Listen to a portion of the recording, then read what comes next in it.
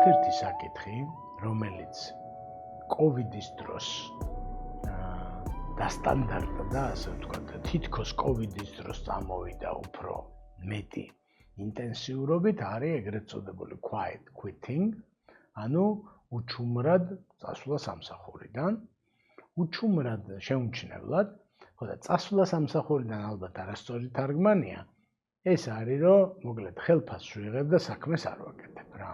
ანუ სამსახურიდან წასული ვარ საქმის გაგებით, მაგრამ ეს არავინ არ იცის და ამიტომ ხელფასს მიხდია, ხო? COVID-ის დროს რატომ?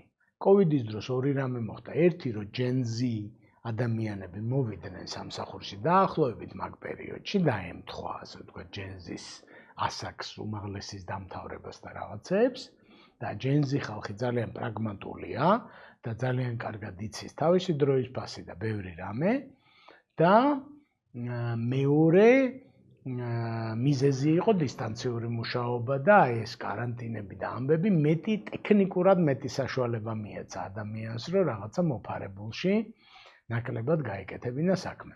და დაბრალდა ეს ამბავი, რომ აი დისტანციური მუშაობის ბრალია, ამის ბრალია, იმის ბრალია. ჩვენ ვამბობთ, რომ უჩუმრად აი ეს quiet quitting-ის მოვლენა არის мотиваციის დეფიციტის ბრალი. ანუ არ უნდა ადამიანს რა. ის რომ ჩვენ კონტროლის სისტემებით შეგვიძლია რომ ხალხი ვამუშაოთ, ეგეთი მაგარი არავინ არ არის და მით უმეტეს ინტელექტუალური და კრეატიული სამუშაოს ხანაში შენ ვერ გააკონტროლებ ადამიანმა ChatGPT-ს დააწერინა რაღაცა თუ თვითონ დაწერა თუ იფიქრა თუ არ იფიქრა თუ მოკოპა სადღაციდან შენი ლოგო თუ თავისით გააკეთა და ასე შემდეგ, ხო?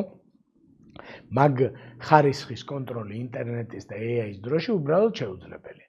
მაშინ გამოდის, რომ ერთადერთი რომ ჩვენ რაც შეგვიძლია არის რომ ისეთი გარემო შევქმნათ, სადაც სინდისიანი ადამიანი უბრალოდ თვითონ გადაწყვეტს, რომ დაიხარჯოს, ასე ვთქვათ, და ეს გარემო არის ნდობის გარემო, ფსიქოლოგიური უსაფრთხოების გარემო და ასე შემდეგ. და ეხლა უყურე რა გამოდის, დაუშვათ შევნიშნე quiet quitting-ი მენეჯერმა გავბრაზდი, რომ ატყუებენ, ესე იგი რაღაცა საქმეს არ აკეთებენ, ვამკაცრებ კონტროლებს და უარეს გარემოს ვქნი. ანუ სინამდვილეში რითიც მგონია რომ ცეცხლს ჩავაქრობ, შეიძლება ნავთი დავასხა და მეტი quiet quitting-ი მივიღო და აი ბრისხანე თათბირის მერე ჩვეულებრივ, ესე იგი მენეჯერი ზუსტად მაგას იღებს, რომ მეორე დღეს ხალხი ლაპარაკობს, რომ შენი ჭირიმე ერთი, ვინც შრომობდა გუშინ და მართლა იხარჯებოდა, ისიც ამბობს, რომ რა ვიცი, მეც ლექციებს მიკითხავენ, ესე იგი და საყვედურებს მეუბნებიან და იმასაც არ გავაკეთებ, ხო?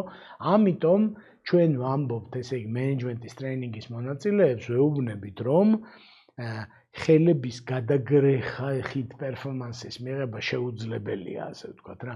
ჩვენ უნდა გქონდეს გაზომვადი შედეგიანობა, პატივისცემის და ნდობის გარემო ხალხის გარშემო, ანუ თან გაზომვადი შედეგიანობა გვაქვს და თან პატივისცემა და ნდობა გვაქვს ადამიანურ დონეზე და ვინც იგუებს ამ გარემოს და ნდობის იმაში აყვავდება და შედეგიანობაც გაუმჯობესდება, ის ყოფილა ჩვენი ხალხი, ასე ვთქვათ, იმად-დომია ჩვენთან და ჩვენ გარემოში და ყველა მცენარე, ყველა ნიადაგზე ვერ გაიხარებს და ამიტომ ცუდი კომპანია ვარ თუ კარგი კომპანია თუ თანამშრომელია ცუდი და კარგი, მაგაზე საერთოდ არ ვლაპარაკობთ. ვლაპარაკობთ თავსებადობაზე, რომ ეს მცენარე ასეთ ნიადაგზე არის ხარობს, ხო? ამიტომ უნდა ვამონიტორინგოთ, ასე ვთქვათ, შედეგობრივად, ნებისმიერ საქმეში უნდა შეგვეძლოს. ეს მონიტორინგი არ უნდა იყოს რაღაცნაირი ტაქტიკური, აი არაჩვეულებრივი. მაგალითი იყო, რომ ტრეინინგის მონაწილემ ახალგაზრდამ გითხრა, რომ საღამოს 9 საათზე მაქვს მესიჯები მისდისო ჩემ უფროს, რომ ამაზე რა ვქნათ, იმაზე რა ვქნათ და უყვარსო, უხარიაო, რომ აი გვიანაც ვმუშაობ და მე დაშედულებული მაქვს, ესე იგი პროგრამაშიო რა და ეხლა რას მიაღწია იმ ადამიანმა, ხო, იმ მენეჯერმა ამ თავისი მოდგვიანამდე მუშაობის მოთხოვნით ფაქტურად ყუილს და ამ ფეიქ რაღაცა თავდადებას, ხო? ამიტომ ჩვენ ვამბობთ, რომ ძალიან სერიოზული თემაა, ნამდვილად საყურადღებოა ეს quiet quitting-ი და ერთადერთი მიიღწევა სწორი ადამიანები, როცა არიან სწორ საქმეში ჩართული, ისინი მაგას არ გააკეთებენ. არავინ არ quiet quitting-ს არ უკეთებს თავის ოცნებებს. ხო, ანუ ადამიანი თუ მუშაობს აქ, რომ ის გამოვიდეს, რაზეც ოცნებობს და რაც უნდა, არ არსებობს, რომ მაგ გზას დაადგეს, ასე ვთქვათ.